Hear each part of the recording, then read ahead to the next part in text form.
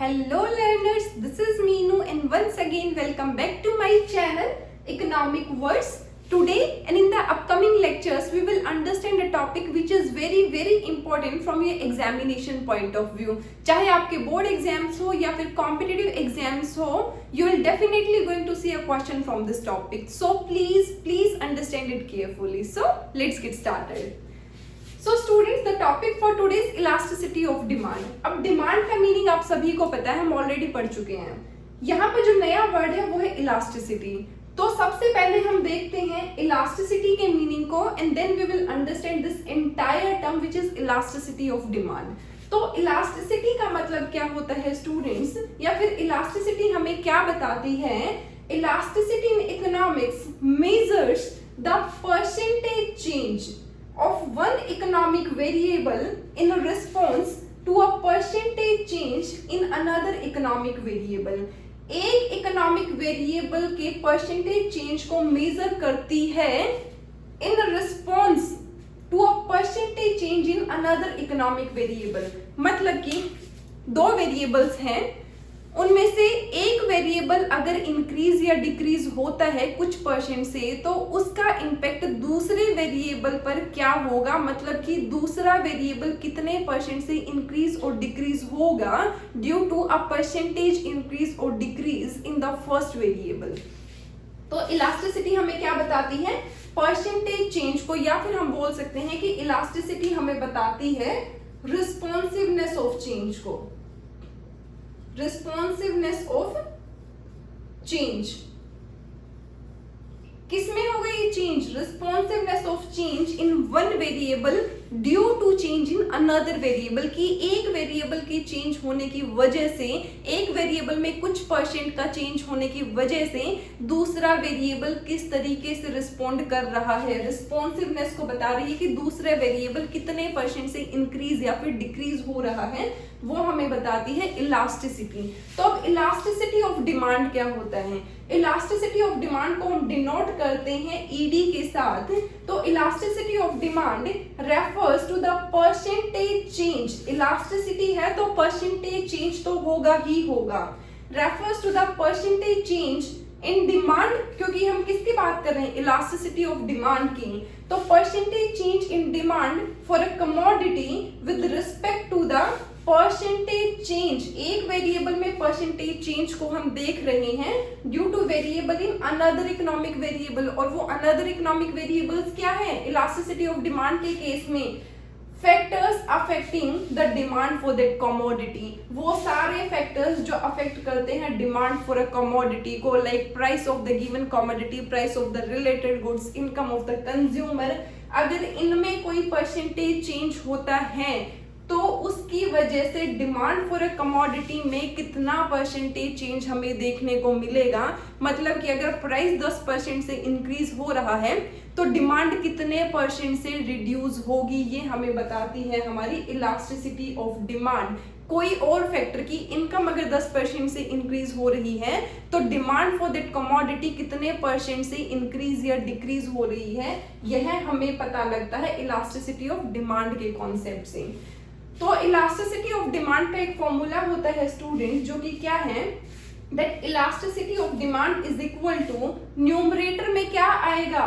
Percentage change in demand for commodity X. हमने commodity को ले लिया है जो कि क्या है? एक्स.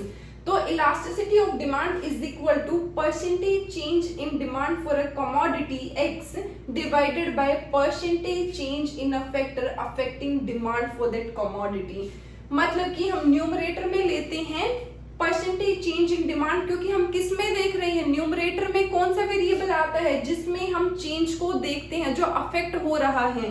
तो percentage change in demand for commodity x आएगा न्यूमरेटर में, और percentage change in a factor affecting demand for commodity x आएगा डिनोमिनेटर में. तो इलास्टिसिटी ऑफ डिमांड हमें क्या बताती है? परसेंटेज चेंज इन डिमांड, या फिर हम बोल सकते हैं responsiveness of change in demand due to change in the factors affecting the demand for that commodity को, क्योंकि इलास्टिसिटी बेसिकली हमें बताती है responsiveness of change in one variable due to change in another variable, मतलब कि एक variable किस प्रकार से रिएक्ट करता है due to change in another variable, किस प्रकार से, मतलब है कि कितने परसेंट से इंक्रीज या डिक्रीज हमें उसमें देखने को मिलता है। अब जो लॉ ऑफ डिमांड हमने पढ़ा था, या फिर जब हम फैक्टर्स अफेक्टिंग डिमांड को पढ़ रहे थे, तो हमने देखा था कि प्राइस के इंक्रीज होने की वजह से डिमांड क्या होती है, रिड्यूस होती है, या फिर प्राइस के रिड्यूस होने की वजह से डिमांड जो है क्या होती है, इंक्रीज होती है। बट हमने वहां पर ये नहीं जाना था कि प्राइस अगर 10% से इंक्रीज होता है तो डिमांड कितने परसेंट से रिड्यूस होगी, या फिर अगर प्राइस 10% से या 5% से रिड्यूस होता है तो डिमांड कितने परसेंट से इंक्रीज होगी।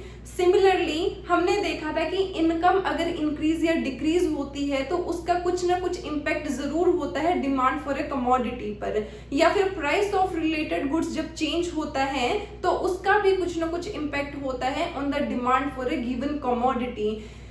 तो हम यहाँ पर क्या देखने को, या फिर हम यहाँ से क्या जानते हैं जब हम समझते हैं इलास्टिसिटी के कॉन्सेप्ट को, कि इनकम के इंक्रीज या डिक्रीज होने की वजह से डिमांड पर कितना इम्पैक्ट होगा, मतलब कि डिमांड कितने परसेंट से इंक्रीज या डिक्रीज होगी। सिमिलरली जब price of related commodities increase या डिक्रीज होता है, रिलेटेड कमोडिटीज क्या थी, substitute goods and complementary goods, तो जब सब्स्टिट्यूट एंड कॉम्प्लीमेंट्री गुड्स का प्राइस कुछ परसेंट से इंक्रीज या डिक्रीज होता है तो demand for the given commodity कितने परसेंट से इंक्रीज या डिक्रीज होगी, that we get to know from the concept of elasticity of demand. Now students remember this formula, क्योंकि अगर आपको ये फॉर्मूला याद होगा तो you can derive this definition from this formula. तो फॉर्मूला क्या होता है इलास्टिसिटी ऑफ डिमांड का, that elasticity of demand is equal to percentage change in demand for commodity X divided by percentage change in a factor affecting demand for commodity X. तो ये formula जरूर याद रखना है, यहाँ से आप इलास्टिसिटी ऑफ डिमांड की जो है डेफिनेशन निकाल सकते हैं। अब हम देखेंगे कि इलास्टिसिटी ऑफ डिमांड कितने टाइप्स की होती है। Now students, there are three types of elasticities of demand. First is price elasticity of demand, second is income elasticity of demand, and third is cross elasticity of demand. First we will understand the meaning of price elasticity of demand, and then we will understand what are income elasticity and cross elasticities of demand. तो students price elasticity of demand, अब यहाँ पर देखिए कि जो elasticity of demand है वो सभी में क्या है, कॉमन है। और इलास्टिसिटी ऑफ डिमांड का मीनिंग हम ऑलरेडी पढ़ चुके हैं, ये क्या शो करती है, responsiveness of change in demand और percentage change in demand due to a percentage change in the factor affecting the demand for a commodity. अब वो फैक्टर्स क्या होंगे, एक बार हमने लिया है प्राइस को, एक बार हमने लिया है इनकम को, और एक बार हमने लिया है क्रॉस का मतलब होता है रिलेटेड गुड्स के केस में हम क्रॉस इलास्टिसिटी को देखते हैं। तो सबसे पहले हमने लिया है प्राइस, प्राइस को हमने ऐड कर दिया है विद इलास्टिसिटी ऑफ डिमांड। तो प्राइस इलास्टिसिटी ऑफ डिमांड क्या शो करती है कि प्राइस के चेंज होने की वजह से, मतलब कि प्राइस में कुछ परसेंटेज इंक्रीज या डिक्रीज होने की वजह से डिमांड में कितना परसेंटेज चेंज हमें देखने को मिलेगा, मतलब कि डिमांड कितने परसेंट से इंक्रीज या फिर डिक्रीज होगी। तो प्राइस इलास्टिसिटी ऑफ डिमांड को हम कैसे लिख सकते हैं, दैट इट शोज और it measures the responsiveness of change in demand with respect to change in the price of the given commodity. किसके साथ हम देख रहे हैं डिमांड में रिस्पॉन्सिवनेस को, with change in the price of the given commodity, मतलब कि प्राइस में अगर कुछ परसेंटेज चेंज हुआ है तो demand for the given commodity कितने परसेंट से चेंज हुई है, यह हमें बताती है हमारी प्राइस इलास्टिसिटी ऑफ डिमांड। या फिर हम इसको लिख सकते हैं that price elasticity of demand shows the percentage change in the quantity demanded of a commodity with respect to the percentage change in the price of the given commodity। मतलब कि अगर प्राइस 10% से इंक्रीज हो रहा है किसी commodity का तो उसके डिमांड कितने परसेंट से रिड्यूस होगी, यह बताती हमें प्राइस इलास्टिसिटी ऑफ डिमांड। और प्राइस इलास्टिसिटी ऑफ डिमांड को हम डिनोट करते हैं PED के साथ। Next is income elasticity of demand. अब इनकम इलास्टिसिटी ऑफ डिमांड में जो फैक्टर है जो अफेक्ट कर रहा है डिमांड फॉर अ कमोडिटी को, जो चेंज ला रहा है डिमांड फॉर अ कमोडिटी में, वो क्या है? इनकम। तो इनकम इलास्टिसिटी ऑफ डिमांड क्या शो करती है?